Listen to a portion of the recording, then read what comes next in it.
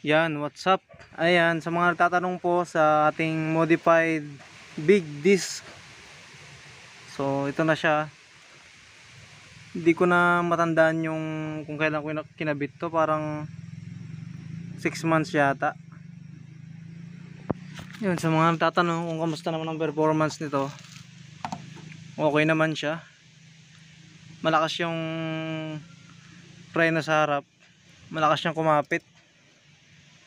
So alam naman natin pag naglaki ng disc na ganito talagang lalakas yung preno sa harap kaysa ron sa may ating stock.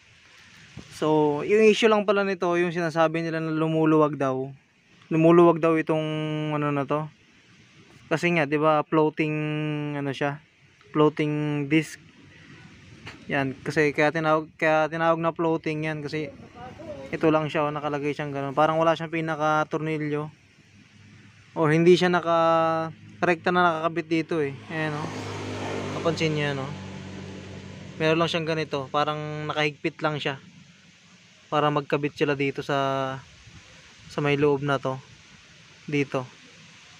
Ayan o. So ito yung issue ng iba na lumuluwag daw. Sa case ko naman, hindi naman siya maluwag ano. Ayan o. Ayan. Kasi yung iba nagagalaw na eh, nagagalaw-galaw na gano'n eh. Yung sa akin wala pa, pero 6 months pa lang yata ito eh, hindi ako nagkakamali. Syempre hindi natin alam pagdating ng siguro mga taon doon, i-review ko ulit kung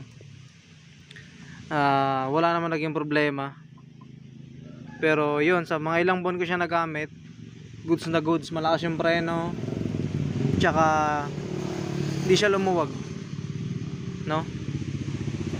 Ayan o, wala. Yan, tsaka maganda siya, talagang dagdag ano din, dagdag pogi rin siya, kitang kita kasi oh, ang laki.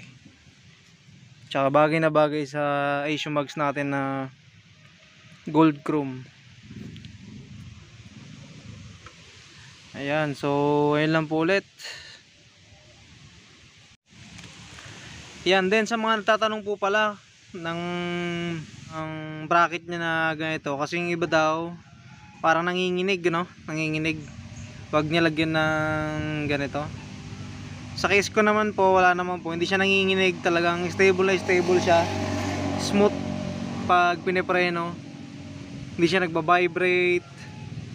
Ayan, wala naman po ako naging problema pa po dito sa may kanyang ano na to, bracket.